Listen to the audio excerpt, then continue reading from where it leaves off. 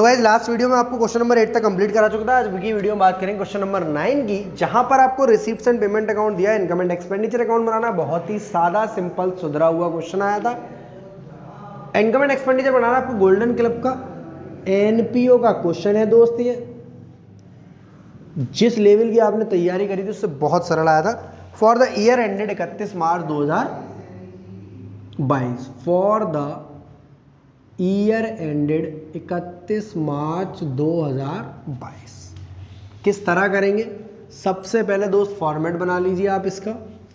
ये side expenditure amount का column, ये साइड इनकम अमाउंट का कॉलम। सर आपके अमाउंट के कॉलम जो हैं थोड़े से बड़े हैं, टेढ़े मेढ़े हैं, आप क्या कर रहे हैं? कोई दिक्कत नहीं है, एक एक करके चलते हैं दोस्त। सबसे पहले बैलेंस बीडी आएगा नहीं, सब्सक्रिप्शन आएगा जो कि लिखा हुआ है 2 लाख रुपए। बट अगर कोई एडजस्टमेंट है क्वेश्चन में तो वही एडलेस होगी। देखते हैं क्या है। Club at 1750 members each paying annual subscription of 100 रुपया। मतलब सीधा सीधा मैंने आपको सिखा रखा है 1750 का इंटू कर देना 100 रुपये में 1,75,000। सर पर वहां तो 2 लाख रुपए आ रहा है, कुछ प्लस माइनस नहीं करना, कुछ भी नहीं करना। नेक्स्ट, एंट्रेंस फीस आपकी रेवेन्यू रिसिप्ट होती है, सीबीएसई ऐसा बोलता है। 50,000 रुपए की एंट्रेंस फीस आ जाएगी आपकी। Next, sale of old newspaper, again आपका इनकम होता है। पुराने न्यूज़पेपर बेचना क्या होता है? रेवेन्यू रिसिप्ट, इनकम होती है दोस्त 2,000 रुपए से। नेक्स्ट है दोस्त आपका सेल ऑफ ओल्ड फर्नीचर, ये यहाँ नहीं आएगा। बुक वैल्यू होती है 10,000 और बेचा है 4,000 रुपए का, तो लॉस आ जाएगा इससे related. To loss on sale of furniture 6,000 रुपए का। डोनेशन आएगा 45,000 का, कुछ भी नहीं लिखा है। डोनेशन स्पेसिफिक होता तो यहां नहीं आता, बट डोनेशन आपका स्पेसिफिक नहीं है। लाइफ मेंबरशिप फीस आपकी यहां नहीं आएगी, रेवेन्यू कैपिटल रिसिप्ट होती है, लाइबिलिटी साइड जाएगी। नेक्स्ट चलते हैं पेमेंट्स की तरफ। ओनर एरिया में जो 75,000 रुपीज, तो टू ओनोरेरियम एक्सपेंडिचर होता है। स्टेशनरी आपकी 15,000 रुपए की है। आई होप जितना कठिन आपने समझा था एनपीओ को, जितने लेवल के क्वेश्चंस की तैयारी करते उससे काफ़ी आसान है कि एडजस्टमेंट है ही नहीं। सर एक बार चेक कर लो, रेंट से रिलेटेड, इलेक्ट्रिसिटी बिल, सिर्फ फर्नीचर से रिलेटेड एडजस्टमेंट है। 31 मार्च 22 को खरीदा है, मतलब जो क्रेडिट साइड में फर्नीचर है, पेमेंट साइड में वो 31 मार्च 22 को खरीदा है। इसका मतलब ये है इस पर डेप्रीशिएशन नहीं लगेगा, लॉस ऑन सेल हमने पहले ही बुक कर दिया है। इलेक्ट्रिसिटी बिल 35,000 रुपये का।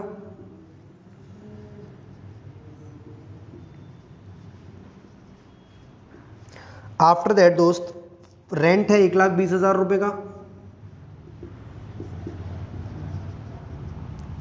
नेक्स्ट है दोस्त फर्नीचर आएगा नहीं, फिक्स डिपॉजिट आएगा नहीं, दोनों चीज़ें एसेट होती है, इन्वेस्टमेंट होता है। फिक्स डिपॉजिट 9% से है 1,00,000 रुपए का, तो उसका एक्रूड इंटरेस्ट भी नहीं आएगा क्योंकि 31 मार्च 22 को ही करी है, आज ही के दिन करी, आज ही के दिन में अकाउंट बना रहे हैं, तो इसकी इंटरेस्ट भी नहीं आएगी। सादा सिंपल क्वेश्चन था, ना डेप्रीशिएशन आएगा, ना फिक्स डिपॉजिट आएगा, ना उसका इंटरेस्ट एक्रूड आएगा। सिंपली आप ये जोड़ दो, 1,75, 1,80, 2,20, 2,22, 2,72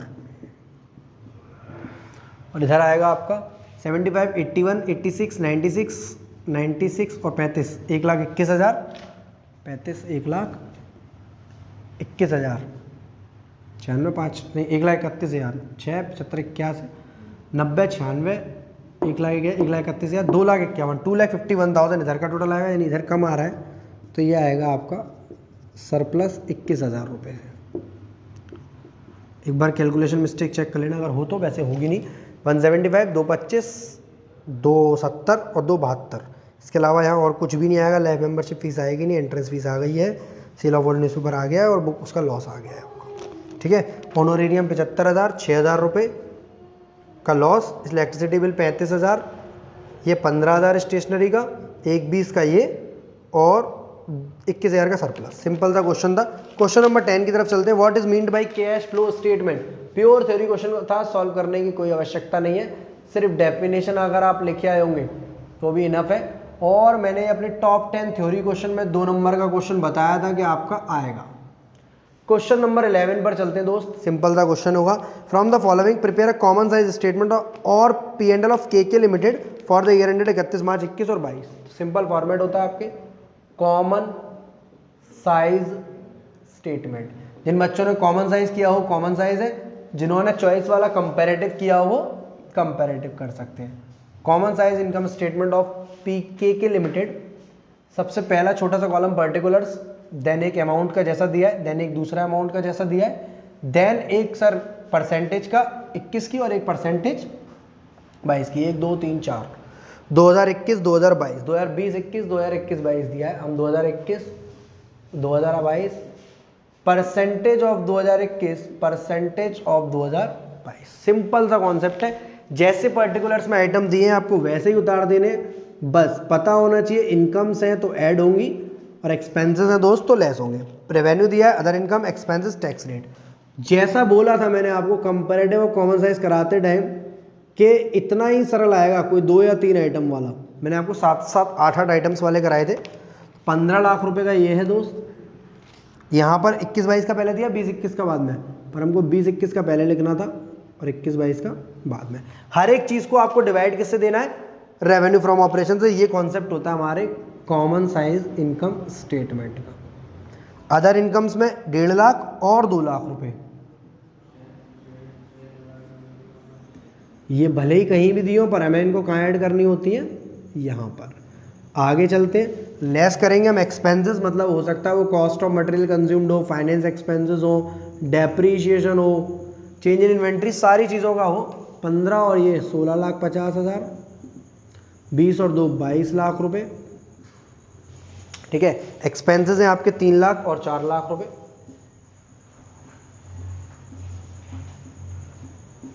तो ये एक्सपेंसेस हैं तो लेस कर देंगे हम इनको।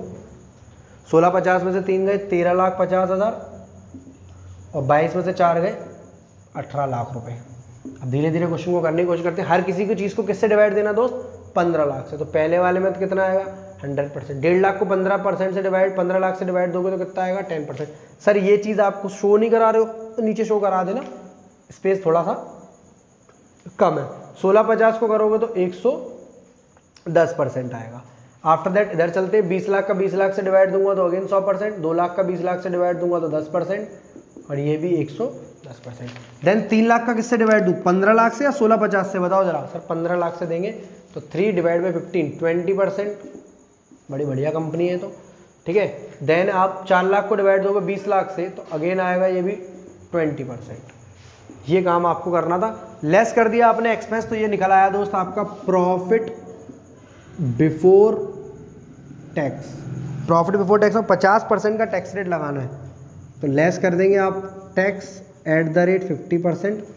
13,50 की जगह आएगा आपका 6,75,000 और 18 लाख का आएगा आपका 9 लाख रुपए। तो इसे माइनस कर देंगे। 13,50 में 6,75 गया, 6,75,000 आया, 18 में से 9 गया, 9 लाख रुपए आ गया। सिंपली अब 6,75 का डिवाइड किससे देंगे अगेन दोस्त? 15 लाख रुपए से। यहाँ कर लेंगे आप 6,75 डिवाइडेड बाई 15 लाख, तो 15 4 जा 60 और 45%। तो यह आएगा आपका 45%। उधर 9 लाख का 20 से देंगे तो 24 जा 80, ये भी आएगा आपका 45%, ये भी आएगा आपका 45%, ये भी आएगा आपका 45%। 110 में से 20 गया 90%, 110 में से 20 गया 90%। इस तरह आपको कॉमन साइज इनकम स्टेटमेंट बनाकर आना था।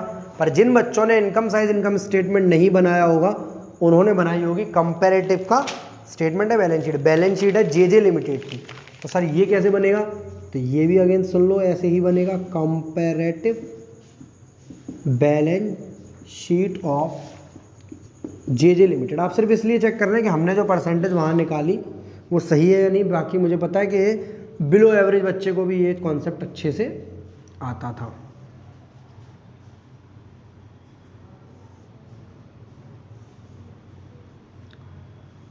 थोड़े अमाउंट के कॉलम बड़े बड़े ले रहा हूँ ताकि कैलकुलेशन करने में आसानी रहे। यहाँ पर्टिकुलर्स, यहाँ दोस्त अगेन 31 मार्च 22, 31 मार्च 21, तो हम 21 पहले लेंगे 22 बाद में। यहाँ क्योंकि कंपेरेटिव है तो चेंज, और यहाँ परसेंटेज ऑफ चेंज।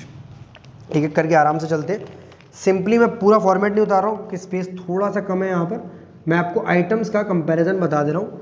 तो इक्विटी शेयर कैपिटल जो है पहले थी आपकी 20 लाख, फिर हो गई आपकी 25 लाख। तो चेंज आ गया 5 लाख से। 5 लाख को आपने ऊपर रखा होगा, 20 को नीचे रखा होगा, इंटू 100 कर देंगे तो आपकी परसेंटेज निकल कर आ जाएगी। देन आप चलते दोस्त रिजर्व्स एंड सरप्लस पर। स्पेस कम होने की वजह से मैं शेयर फंड्स वगैरह लिख नहीं रहा हूँ, आप चाहो तो लिख लेना, लिखे होंगे आपने, सेम ही उतारना था। यहाँ 4 लाख और यहाँ 5 लाख। देन 5 में से 4 गया, यहाँ अगेन 1 लाख, 1 को ऊपर रखेंगे, 4 को नीचे रखेंगे, इंटू 100 करेंगे 25%। इधर 5/20 इंटू 100 करूँगा 500 और 20 दूनी 40, 25% आएगा ये भी आपका। 5 लाख बढ़ गया ना, हाँ 25% आएगा। यहाँ का टोटल करोगे 24 लाख आएगा। अभी टोटल करने की ज़रूरत है। देन सर हम लोग एनसीएल की बात करेंगे तो एनसीएल यहाँ भी 10 लाख है और यहाँ भी 10 लाख है, ठीक है। ये है आपकी नॉन करंट लाइबिलिटी के अंदर लॉन्ग टर्म बोरोविंग होगी, तो ये डैश, ये भी डैश, यहाँ कोई पे चेंज नहीं आएगा। इसके अलावा करंट लाइबिलिटी है दोस्त आपकी ट्रेड पेबल्स की, तो ये भी 2 लाख और 1 लाख और ये 2 लाख, तो यहाँ आएगा आपका 1 लाख और ये परसेंटेज आएगी आपकी 100। सारी आपकी लाइबिलिटी जो है इस तरह सेट हो गई। देन हम नीचे बात करेंगे, एक फिक्स्ड एसेट है और एक करंट एसेट है। तो फिक्स्ड एसेट है आपकी 25 लाख, यहाँ 30 लाख, यहाँ 5 लाख और यहाँ 5/25 इंटू 100, 20%। ये आपकी फिक्स्ड एसेट्स। आफ्टर दैट करेंगे आप current assets. 10 lakh, 12 lakh, 2 lakh, 2/10 into 100 करेंगे तो आएगा आपका 2/10 इंटू 100, 20% आएगा आपका। ये भी कुछ इस तरह क्वेश्चन का था आपका, सिंपल सा आंसर था। ये आपको करना था अपने एग्जाम में।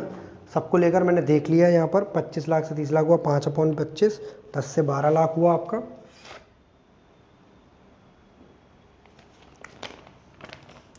ये सारा कंप्लीट हो गया। तो गाइस आपका आखिरी क्वेश्चन रह गया कैश फ्लो स्टेटमेंट का। इसको लेकर बच्चों को थोड़ा बहुत डाउट था कि सर कौन सी चीज़ का क्या ट्रीटमेंट करना है। बेसिकली पेपर में तो ऐसा कुछ आया नहीं है, कठिन सा, बट स्टिल मैं करा देता हूँ आपको। सर यहाँ पर cash flow from operating activity करना था आपको सिर्फ क्वेश्चन में, मतलब इन्वेस्टिंग फाइनेंसिंग का डेटा दिया है पर आपको बनाकर नहीं आनी थी। अब कुछ बच्चों का डाउट है सर अगर बनाएंगे तो क्या नंबर तो नहीं काट लेगा हमारा मास्टर साहब? तो सर नंबर नहीं काटेंगे सर, वो आपके पर्टिकुलर्स, अमाउंट और अमाउंट, सिंपल सा फॉर्मेट जैसा था आपका। सबसे पहले दोस्त आपको यहाँ पे ज़रूरत होती है नेट प्रॉफिट बिफोर टैक्स की, जो कि मैं नीचे कैलकुलेशन नहीं करूँ क्योंकि डायरेक्टली निकल आएगा हमारा नेट प्रॉफिट एज पर P&L। आपको पता है, देखो 6 लाख, 10 लाख में से 6 लाख माइनस करना है तो 4 लाख आएगा profit as per profit and loss, जो कि आपका दिया हुआ है रिजर्व्स एंड सरप्लस में। फिर उसका नोट्स टू अकाउंट में दिया हुआ है balance in the statement of profit and loss. 10 lakh में से 6 लाख जाएगा, 4 लाख प्लस करना है दोस्त आपको। उसमें 3 चीज़ें, प्रोविजन फॉर टैक्स अगर कुछ होता तो, टैक्सेशन अगर है तो, डिविडेंड से रिलेटेड कोई एडजस्टमेंट है अगर तो, प्रपोज्ड डिविडेंड से related PDT, provision transfer to reserve tax, तीनों से रिलेटेड कुछ भी दिया हुआ है तो आपको वो करना होता है। 4 लाख का आपका ये ऐड करेंगे हम इसमें करंट ईयर का प्रोविजन। करंट ईयर का प्रोविजन है 1.5 लाख रुपये और लेस करेंगे लास्ट ईयर का प्रोविजन नीचे जाकर बिल्कुल। तो 4 लाख में 1.5 लाख रुपए ऐड किया तो दोस्त मेरा कितना आ गया, 5,50,000 रुपये मेरा आ गया net profit before tax. 4 lakh में 1.5 लाख सिंपली मैंने प्रोविजन ऐड कर दिया। अगर प्रोविजन मेड ड्यूरिंग द दिया हुआ था या पेड तो मैं अकाउंट बनाता और करता, बट उसमें कुछ भी नहीं दिया हुआ तो मैं सिंपली करंट ईयर का प्रोविजन ऐड और लास्ट ईयर का प्रोविजन लेस करूंगा। ऐड करूंगा मैं sir non cash and non operating x में। सर ये लिखना जरूरी था, लिखना बहुत जरूरी था। नहीं लिखकर आए हो तो ऐसी कोई हयात्या नहीं है कि आपके सारे नंबर काट लेगा। नॉन कैश और नॉन ऑपरेटिंग एक्सपेंस की अगर मैं बात करूं तो डेप्रीशिएशन क्वेश्चन में शायद दूर दूर तक कहीं भी नहीं है। एक बार चेक करते हैं सर, हिडन तो नहीं है कहीं। तो टेंजिबल एसेट 40 लाख से 60 लाख ही हुई है तो यहाँ भी नहीं है। नोट्स टू अकाउंट में 4 लाख का इंटेंजिबल एसेट 4 लाख ही है, यानी वो 4 लाख की एसेट 4 लाख की पेटेंट्स है तो पेटेंट रिटर्न ऑफ हुई नहीं है। और टेंजिबल एसेट में आपकी ज़मीन है तो उस पर तो डेप लगता ही नहीं है। प्रोविजन फॉर टैक्स से रिलेटेड हो गया। ऐड करेंगे सिर्फ और सिर्फ आप इंटरेस्ट पेड ऑन 10% डिवेंचर्स। आपको याद होगा यहाँ के आइटम कौन कौन से होते थे, goodwill return of, patents return of, interest paid on 10% debentures, 10% debenture आप ऐड करेंगे। यहाँ पर डेट दी है 31 मार्च 22, चाहे इशू की हो या रिडीम्पशन की हो। अब बैलेंस लेंगे 21 वाला, 21 वाला बैलेंस मतलब 4 लाख इंटू 10%। ऐसा इसलिए करते थे क्योंकि ये डिवेंचर आज ही इशू है, तो इनको तो ब्याज देनी नहीं है नए वालों को, हमें सिर्फ किनको देनी है, पुराने वालों को। अरे सर क्या कर रहे हैं आप, हाँ 4 लाख इंटू 10%, 40,000 रुपये की हमारी क्या है दोस्त, ब्याज है। इसके अलावा कोई rent received, interest received, dividend received question में कहीं दूर दूर तक कुछ दिख नहीं रहा है, सिंपली यही मेरी एडजस्टमेंट है। तो मेरा operating profit before working capital changes आ जाएगा 5,40,000, ये आ जाएगा operating profit before working capital changes 5,40,000। इसमें मैं ऐड करूंगा अपने दो ड्रामे मतलब जिसको आपको रटा दिए करते थे कि लॉसेस को ऐड करो करंट एसेट्स वाले और प्रॉफिट्स को लेस करो, मतलब डिक्रीज इन करंट एसेट घटेंगे तो क्या होगा दोस्त, लॉस, और वहीं करंट लायबिलिटी बढ़ेंगी तो क्या होगा, प्रॉफिट। करंट लायबिलिटी बढ़ेंगे तो लॉस होगा। अगेन यहां पर increase in current liability and decrease in, अरे क्या कर रहा हूं मैं, increase in current assets and decrease in current liability. Profits होंगे तो आपको ऐड करने हैं। सिंपल सा कॉन्सेप्ट है, एक एक करके चलते हैं कि प्रॉफिट लॉस है कितने कितने। सबसे पहले देखते हैं, शेयर कैपिटल को देखना नहीं, रिजर्व्स एंड सरप्लस को देखना नहीं, लॉन्ग टर्म बोरोइंग को देखना है, trade payables, other current liability और शॉर्ट टर्म प्रोविजन। तो ट्रेड पेबल और अदर करंट लायबिलिटी को देखना है मेरे को। सबसे पहले तो ट्रेड पेबल्स में आपके 3 लाख से 2 लाख, मतलब पहले 3 लाख थे 21 में, अब 2 लाख हो गए, डिक्रीज हुई है करंट लायबिलिटी यहाँ पर, तो लेस करेंगे।